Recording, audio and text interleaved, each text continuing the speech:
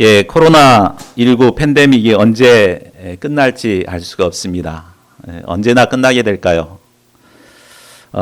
세계 모든 사람들이 빨리 치료제나 백신들이 개발돼서 조기에 끝나기를 기대하고 있습니다.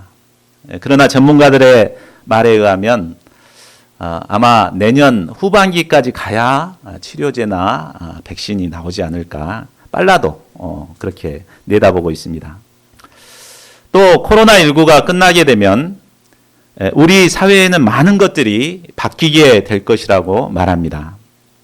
그동안 우리는 이 4차 산업혁명, 코로나19 이전에 4차 산업혁명에 대해서 그렇게 많이 들어왔죠. 그래서 4차 산업혁명이 이미 시작되고 많은 것이 바뀔 것이다, 이런 얘기들 들어왔는데 실제 삶에는 우리가 별로 변화를 느끼지를 못했습니다.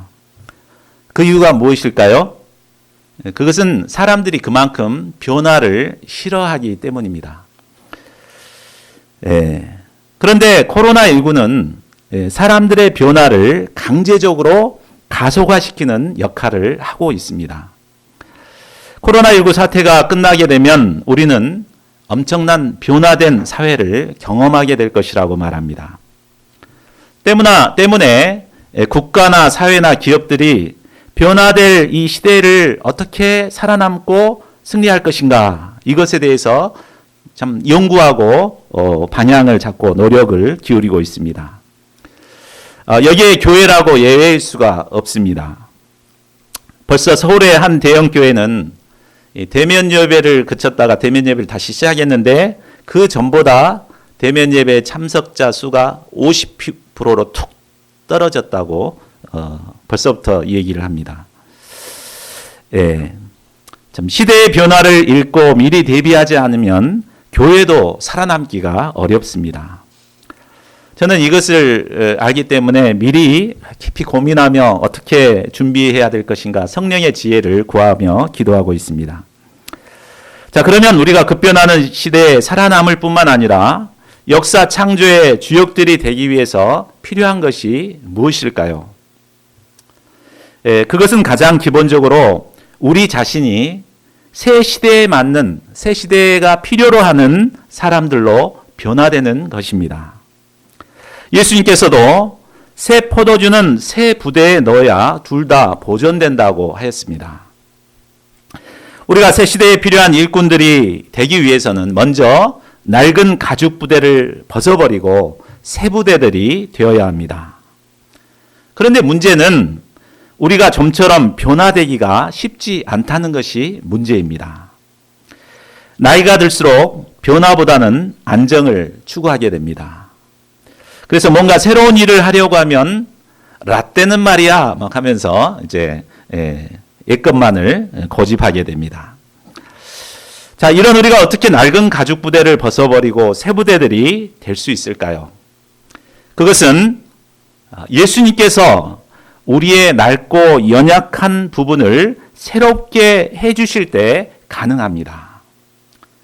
저희 모두가 오늘 본문 말씀을 통해서 믿음으로 예수님께 나갈 수 있기를 기도합니다. 그래서 우리의 모든 연약한 것을 치료받고 강한 자들로 변화될 수 있기를 기도합니다.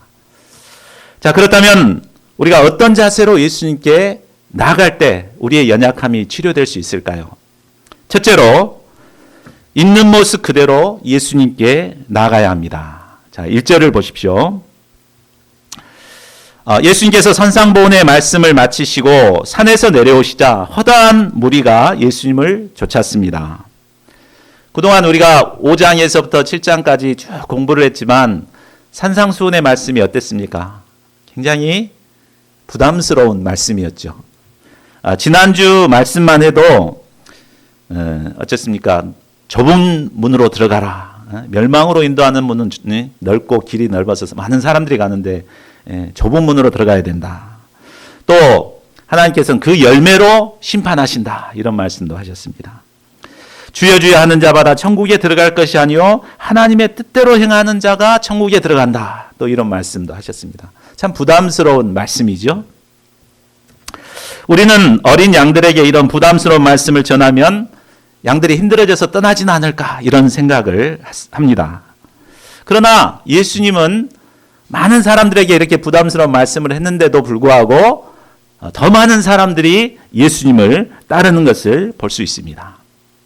이것은 무엇을 말해줍니까? 시대가 아무리 어둡다 하더라도 이처럼 진리를 사모하고 따르고자 하는 자들이 있다는 것을 보여줍니다.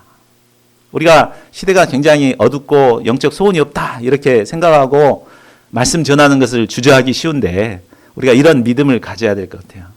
그 중에서도 영적 소원을 가진 자들이 있기 때문에 담대하게 말씀을 전하면 소원을 가지고 이렇게 나오는 역사가 있을 것입니다. 자, 2절을 보십시오. 자, 이런 상황에서 한 나병 환자가 예수님께 나왔습니다.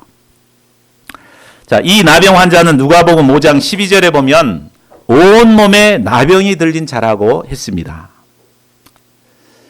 오늘날은 나병 환자들 보기가 쉽지 않습니다. 근데 우리 어려서는 가끔 나 환자들을 이렇게 보게 됩니다. 문둥병자라 그랬죠. 문둥이들을 볼 수가 있었습니다. 요즘 나병이라고 하지 않고 한센병이라고 부르죠. 그 이유는 1871년 노르웨이의 의학자인 한센이 처음으로 그 작은 박테리아 나병 세균을 발견해서 그 사람의 이름을 붙여서 한센병이라고 부릅니다. 일반적으로 나병은 3년 정도의 긴 장복기를 거친 후에 증상이 나타난다고 합니다. 그래서 나병은 자신도 모르고 3년, 자신이 알고 3년, 그리고 남들이 알고 3년의 과정으로 지나다가 결국은 죽는 병입니다. 또한 남들이 알게 되는 시기인 3기가 되면 눈썹과 모발이 빠지고 눈과 코와 성대가 파괴되고 손과 발가락이 떨어져 나갑니다. 그리고 온몸에서는 진물이 흘러내려 악취가 나게 됩니다. 그런데 나병은 이 신경을 망가뜨리기 때문에 정작 당사자는 눈이 빠지고 코가 문드러지고 손가락이 떨어져 나가도 전혀 고통을 느끼지 못한다고 합니다. 그래서 나병의 치료의 세계적인 권위자인 폴 브랜드 박사가 있는데 그분은 이런 말을 했습니다. 흉측하게 죽어가면서도 정작 자신의 아픈 것을 전혀 모르기 때문에 문둥병이 가장 무서운 병이다. 이렇게 말했습니다. 그러니까 병이 걸렸으면 고통을 좀 느껴야 되는데 고통을 못 느끼면서도 코가 문드러지고 막 손가락이 떨어져 나가는데 전혀 고통을 못 느끼니까 그 병이 그렇게 무서운 병이다라는 것입니다. 우리가 아픔을 느낀다는 것은 그만큼 치료의 가능성이 높다는 것입니다. 우리가 아프니까 병원에 가게 되고 치료를 받게 되죠. 근데 안 아프니까 그냥 막 살아갑니다. 그러면서도 그냥 얼굴이 막 뭉그러지고 코가 뭉개지고 이렇게 되는 거죠. 자신이 아무런 고통을 느끼지 못하기 때문에 치료받아야 할 필요성도 못 느끼고 또 병원에도 가지 않고 그러다 결국은 심해져서 죽게 되는 것입니다. 그러므로 우리는 아픔을 느낄 수 있다는 것에 오히려 감사할 수 있어야겠습니다. 레위기에 보면 나병은 제사장이 판정을 했습니다. 제사장으로부터 나병이라는 진단을 받게 되면 그 사람은 사랑하는 가족들의 품을 떠나 사람들 밖에 있는 진 밖에서 따로 살아야 했습니다. 나병은 율법의 부정한 병으로 정하고 있기 때문에 나병 환자는 사람들과 접촉할 수가 없었습니다. 사람들이 모르고 자신에게 다가오려고 하면 나병 환자는 윗입술을 가리고 비말이 튀면 안 되니까 입입술을 가리고 나는 부정하다 이렇게 하면서 자신을 알려야 했습니다. 만일 나병 환자가 자신을 알리지 않는다거나 사람들에게 가까이 가게 되면 사람들은 돌을 들어서 던져서 죽여도 그것이 죄가 되지 않았습니다. 자, 이런 상황과 분위기 가운데 많은 사람에게 둘러싸여 있는 이 예수님께 문둥 환자가, 나병 환자가 나온다는 것은 정말 상상하기 어려운 결단이었습니다. 이 말은 그가 돌에 맞아 죽을 것을 각오하고 목숨을 걸고 예수님께 나왔다는 것을 보여주는 것입니다. 자, 그렇다면 이런 열악한 상황에서 어떻게 나병 환자가 목숨을 걸고 예수님께 나올 수 있었을까요? 그 이유는 첫 번째로 더러운 자신의 나병에서 어찌하든지 깨끗이 낫고자 하는 소원을 가졌기 때문에 이렇게 나올 수 있었습니다. 두 번째로는 예수님께서 이 나병을 고쳐주실 수 있다는 믿음이 있었기 때문입니다. 나병은 당시에는 고칠 수가 없는 불치의 병이었는데 코가 다 문드러지고 손가락이 다 떨어져 나갔어도 그러나 예수님은 고쳐주시고 깨끗게 해주실 수 있다. 이런 믿음이 있었기 때문에 예수님께 나올 수 있었죠.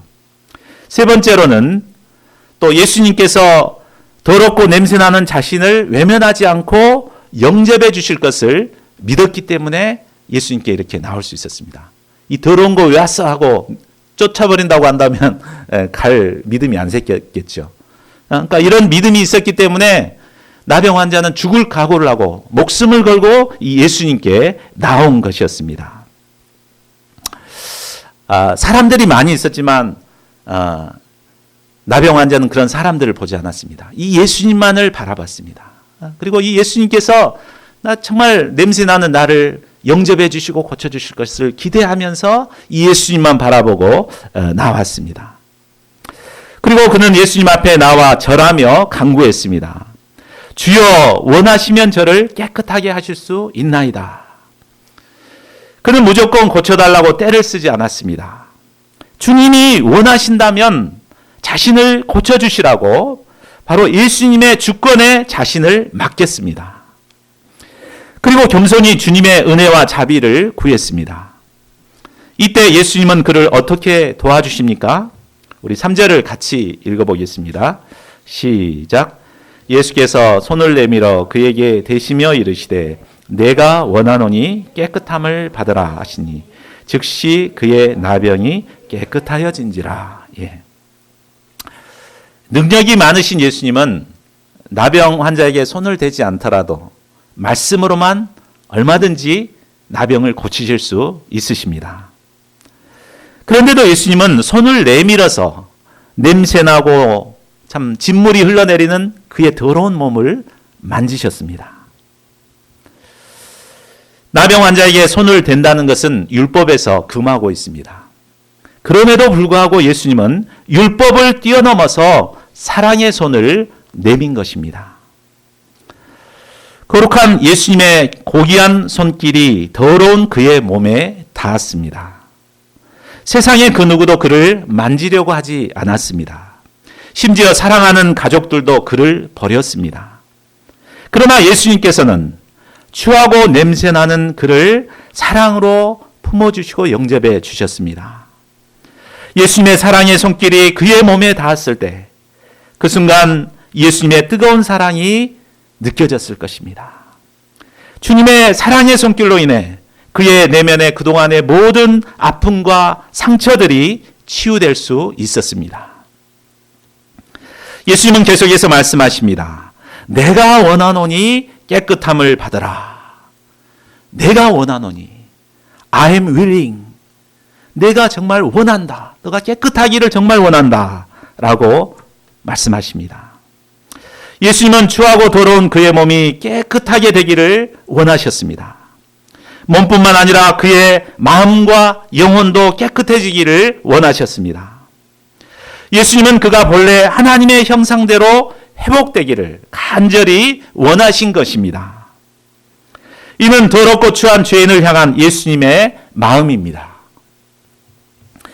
성경에는 나병에 대해 언급이 많이 나옵니다. 그 나병은 증상이 죄와 아주 흡사합니다. 나병이 사람을 추하고 더럽게 만들듯이 죄도 사람을 추하고 더럽게 만듭니다. 나병이 모든 관계성을 단절시키듯이 죄도 하나님과 인간 사이 또 인간과 인간 사이의 모든 관계성을 단절시킵니다. 무엇보다 죄는 나병균처럼 사람의 몸에 들어와 신경을 마비시켜버립니다. 우리가 처음 죄를 지을 때는 양심의 고통을 느끼며 괴로워합니다. 그러나 반복해서 죄를 범하게 되면 점점 무뎌집니다. 그래서 나중에는 아무런 죄의식도 느끼지 못하게 됩니다. 그러다 결국 하나님의 고귀한 형상을 파괴시키고 참 코가 문드러지고 손가락이 떨어져 나가고 진물이 흘러내리듯이 정말 하나님의 고귀한 형상을 잃어버리고 썩어져가는 비계덩어리처럼 살아가게 됩니다. 이 세상은 나균이 득실거리는, 죄악이 득실거리는 세상입니다. 죄가 보편화되어 죄를 죄로 여기지 않고 살아갑니다. 과거 저도 라떼를 좀 얘기하겠습니다. 저희 학생 때는 정욕에 대해서 굉장히 예민했습니다. 막 자유행위하고 이런 것에 대해서 굉장히 죄의식을 느끼고 또 뭐 음란물을 한번 봤다 그러면 거기에 대해서 죄의식을 느끼고 막 이렇게 회개하고 막 그랬거든요.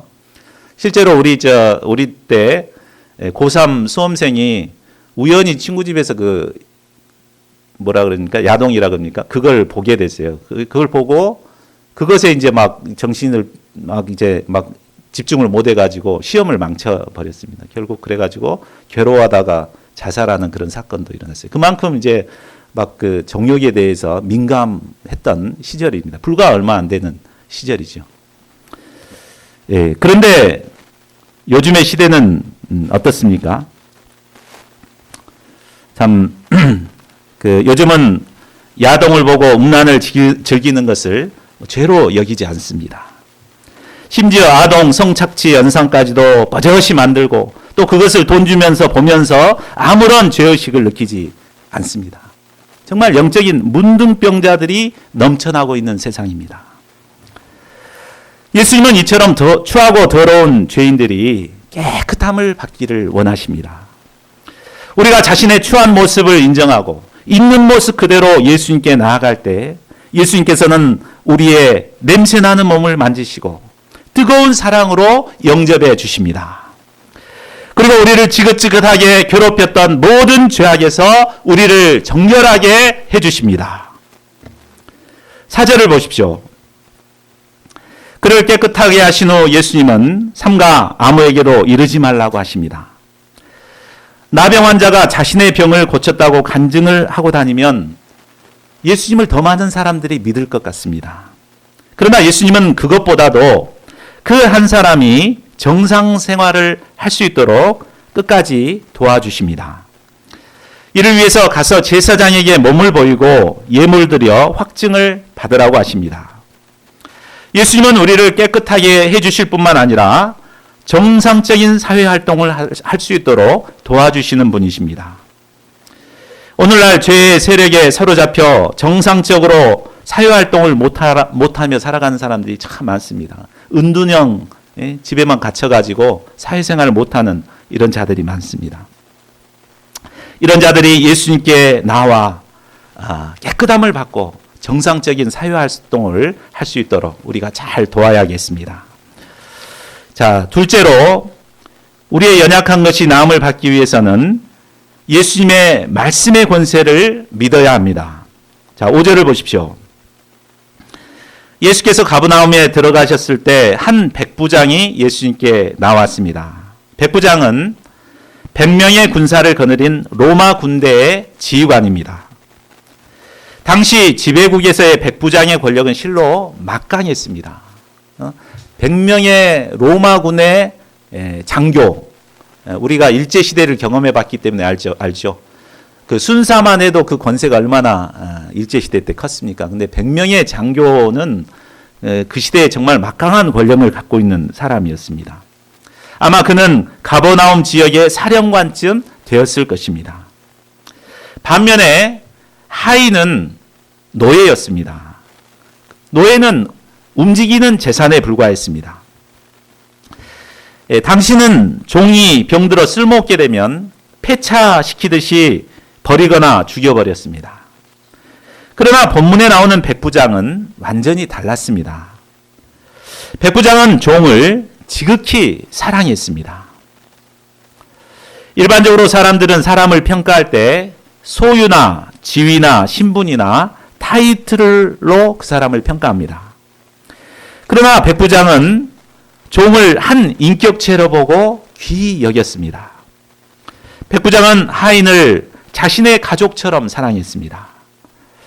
아마 하인은 이런 주인에게 온 마음을 바쳐 충성을 했을 것입니다.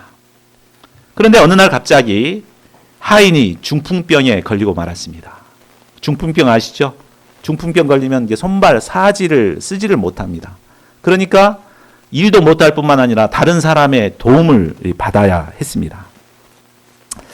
보통의 주인 같았으면 오히려 손해만 끼치는 이 무익한 종을 내다 버렸을 것입니다.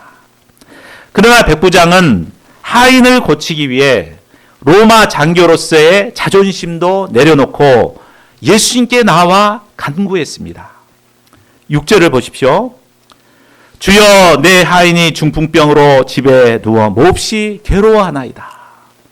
예수님을 주님으로 영접했습니다. 당시 로마 군인들은 오직 황제만을 주로 호칭할 수가 있었습니다. 근데 예수님을 하나님, 위대한 하나님으로 이렇게 영접을 한 겁니다.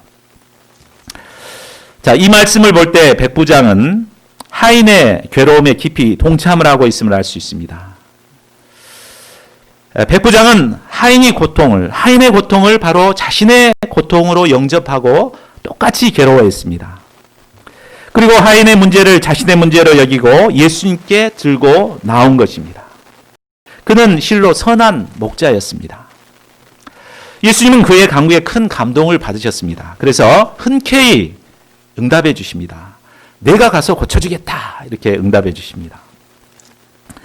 예수님은 그의 목자의 심정을 기뻐하시고 모든 일정을 취소하시고 이방인의 집이지만 기꺼이 가서 고쳐주고자 하셨습니다. 자, 그런데 이때 백부장이 뭐라고 말합니까? 8절을 보십시오. 주여, 내 집에 들어오심을 나는 감당하지 못하겠사오니 다만 말씀으로만 하옵소서.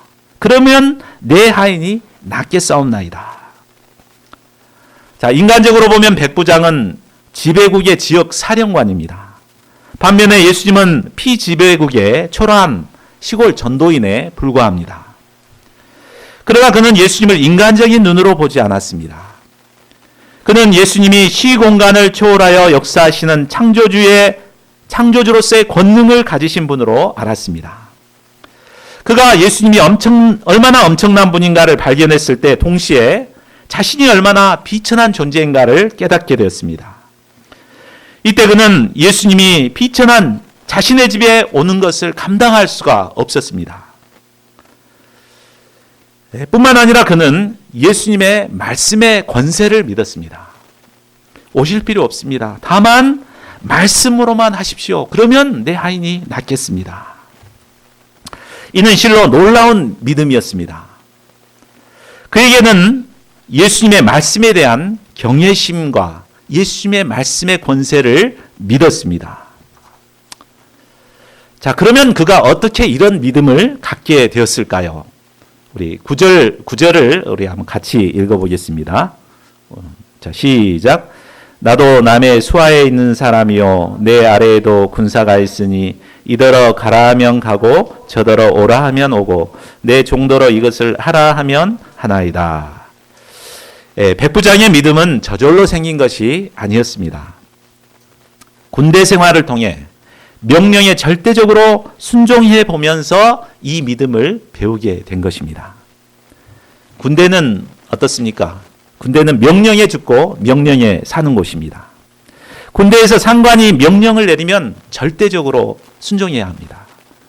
자기가 이해 안 된다고 해서 내가 왜 해야 돼요?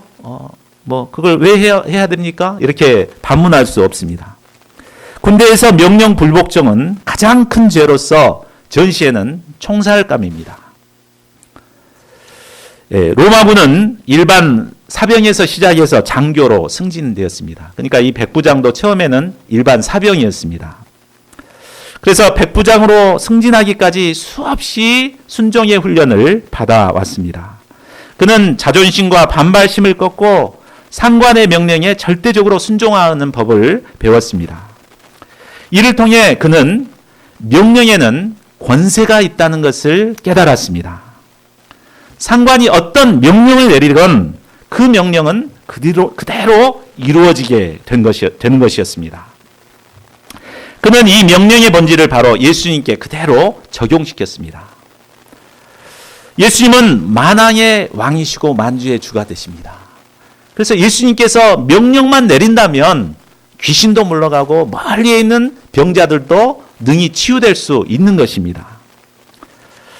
그의 믿음은 단순하고 순수하고 절대적인 믿음이었습니다.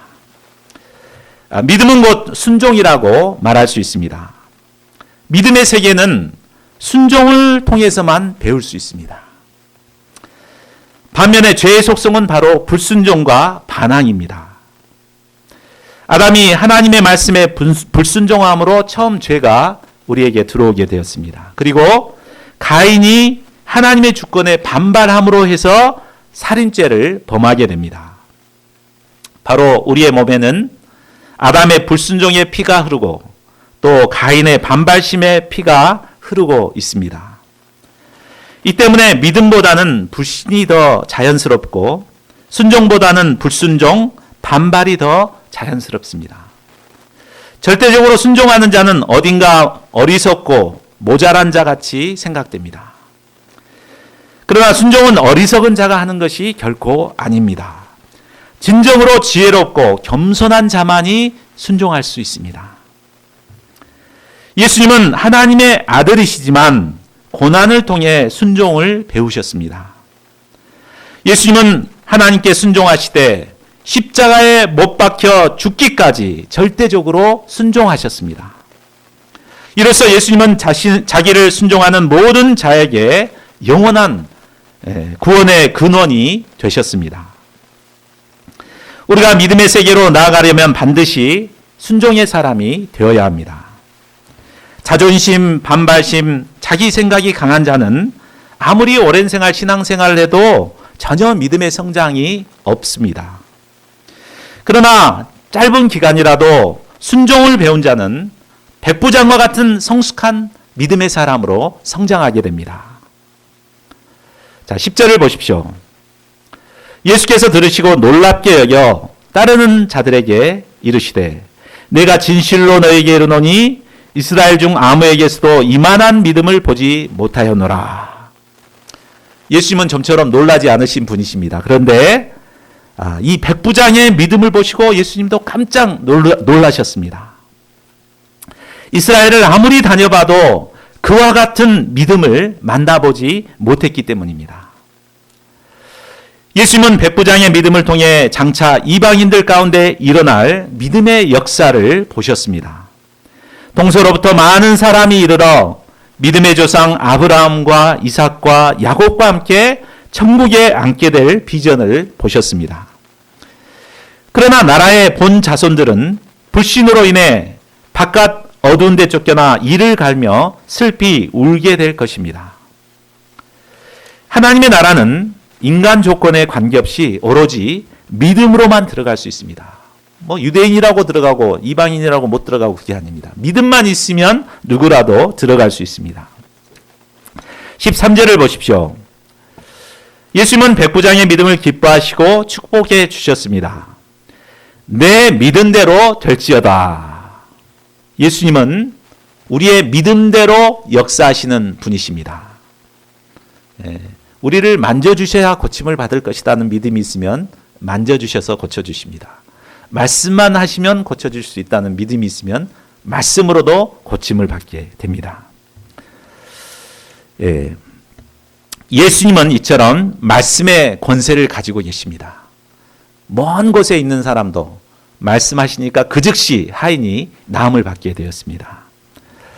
우리가 이 말씀에 대한 믿음으로 이런 놀라운 능력들을 체험하실 수 있기를 기도합니다. 2000년 전에 쓰였던 성경이지만 이 말씀에는 능력이 있고 권세가 있습니다. 우리가 이것을 하나님의 말씀으로 믿을 때 이 말씀이 오늘날 우리에게 실제적으로 능력으로 역사하는 것입니다. 자, 셋째로 예수님이 우리의 모든 연약한 것을 담당하셨음을 믿어야 합니다. 14절을 보십시오. 예수님께서 베드로의 집에 신방을 가셨을 때 그의 장모가 열병으로 앓아 누워 있는 것을 보셨습니다. 요즘은 의술이 있어서 발달돼서 이제 해열제라는 게 있어가지고 해열제 약만 먹으면 열을 낮출 수가 있습니다. 근데 당시에는 그런 약이 없기 때문에 이 열로 죽는 사람들이 많았습니다. 예수님은 불덩이처럼 뜨거운 장모의 손을 만져주셨습니다. 그러자 열병은 순식간에 떠나고 건강이 회복되었습니다. 여인은 즉시 일어나 맛있는 음식으로 예수님을 대접했습니다. 자, 16절을 보십시오. 해가 저물자 사람들이 귀신 들린 자를 많이 데리고 예수님께로 나왔습니다. 예수님은 이들을 불쌍히 여기사 말씀으로 귀신들을 쫓아내시고 또 말씀으로 병든 자들을 고쳐주셨습니다. 예수님의 말씀에는 능력이 있어서 귀신들이 떠납니다. 또 병이 치료됩니다. 제가 예수님의 말씀을 대언해서 전하지 않습니까? 이것이 하나님의 말씀, 예수님의 말씀이라고 내가 영접하면 내 안에 역사하는 귀신들이 떠납니다. 또 고통스러워하는 내 병들이 치유되는 역사가 일어납니다. 믿습니까? 믿음으로 영접하시기 바랍니다. 자, 예수님께서 몰려오는 문제 많은 양들을 일일이 섬기시느라 예수님은 잠시도 쉴 틈이 없으셨습니다. 마태는 이 모습을 보고 선지자 이사야의 예언이 성취된 것임을 깨닫게 되었습니다. 자, 요절 말씀이죠. 17절 우리 같이 한번 읽겠습니다. 시작. 이는 선지자 이사야를 통하여 하신 말씀에 우리의 연약한 것을 친히 담당하시고 병을 짊어지셨도다 함을 이루려 하심이더라. 자, 이 말씀은 이사야 53장 4절 말씀을 인용한 것입니다. 여기서 연약한 것은 병도 있지만 병뿐만 아니라 우리의 약점, 우리의 결점, 핸디캡 등 우리가 느끼는 모든 연약한 것을 말합니다. 우리의 연약함은 여러 모습으로 나타나게 됩니다. 어떤 분은 사소한 말 한마디에 상처를 받고 막 힘들어합니다. 며칠을 그것 때문에 끌어안고 괴로워합니다. 또 어떤 분은 어려움을 만나면 쉽게 포기하고 들어눕는 사람이 있습니다. 왜 그렇습니까? 연약하기 때문에 그렇습니다. 우리는 연약하기 때문에 늘 이렇게 괴로워하고 힘들어하고 실패의 인생을 살아갑니다. 무엇보다 우리는 죄에 대해서 매우 연약합니다. 어떤 사람은 돈에 아주 약한 사람이 있습니다. 또 어떤 사람은 정욕에 약한 사람이 있습니다. 또 교만에 약하고 열등감에 약하고 미움에 약한 사람들이 있습니다. 결국 우리는 이런 연약함으로 말미암아 나병 환자처럼 추하고 냄새나는 모습으로 살아갈 수밖에 없습니다. 그런데 예수님은 바로 이런 우리의 연약함을 친히 담당해 주셨습니다. 여기서 담당하셨다는 것은 책임져 주셨다는 의미입니다. 예수님은 그 귀하신 몸으로 우리의 모든 연약함을 책임져 주셨습니다. 믿습니까? 어떻게 책임져 주셨습니까? 우리 이사야서 53장 5, 6절 말씀 있나요? 제가 넣질 않았군요. 죄송합니다. 제가 대신 읽겠습니다. 그가 찔림은 우리의 허물 때문이요 그가 상함은 우리의 죄악 때문이라. 그가 징계를 받음으로 우리가 평화를 누리고 그가 채찍에 맞음으로 우리는 나음을 받았도다. 우리는 다 양 같아서 그릇 행하여 각기 제 길로 갔거늘 여호와께서는 우리 모두의 죄악을 그에게 담당시키셨도다. 우리의 연약함을 담당하시기 위해 예수님은 우리를 대신해서 채찍에 맞으셨습니다. 굵은 대못에 찔리시고 창에 찔리셨습니다. 우리를 위해 십자가에서 모든 피를 쏟으심으로 우리의 모든 연약함을 담당해 주셨습니다. 이 예수님의 십자가의 은혜로 말미암아 우리는 연약함을 이기고 승리의 삶을 살 수 있게 되었습니다.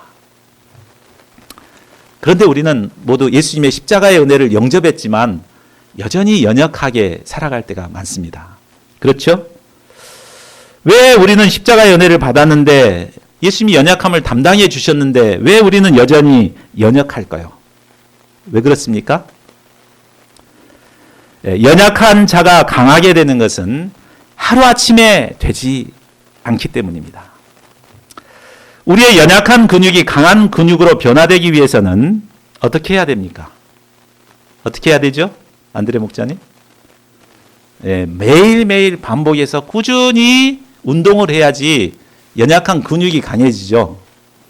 우리 안드레 목사는 강한 몸을 갖는 것이 소원이었습니다. 그래서 그동안 여러 가지 운동에 도전을 했는데 끈기가 없어갖고 연약해가지고 금방 포기하고 그랬습니다. 그런데 이번에 김태희 형제님이 장막에 오셔가지고 같이 꾸준하게 이제 같이 이렇게 했습니다. 그랬더니 이제 몸이 점점 근육도 붙고 살도 찌고 이렇게 됐습니다. 그렇죠? 이거죠. 그러니까 한 번 내가 예수님의 십자가의 구원의 은혜를 받았다고 갑자기 강해지는 건 없습니다. 꾸준하게 우리의 연약함을 담당하신 예수님의 십자가 앞에 가서 늘 이렇게 그 은혜를 누릴 때 우리는 점점 강해질 수 있는 것입니다. 매일 자신의 연약함을 인정하고 우리의 연약함을 담당하신 예수님께 나아가는 것입니다. 그래야 할 때 우리는 우리의 영적인 근육이 점점 길러져서 강한 믿음의 사람으로 성장하게 됩니다. 우리의 연약함을 담당하신 예수님 앞에 날마다 믿음으로 나갈 수 있기를 기도합니다. 그리하여 강한 믿음의 용사들로 성장하는 저희 모두가 될 수 있기를 기도합니다. 우리 요절 말씀 읽고 함께 기도하는 시간 갖겠습니다. 시작. 이는 선지자 이사야로 하신 말씀에 우리 연약한 것을 친히 담당하시고 병을 짊어지셨다 함을 이루려 하심이더라.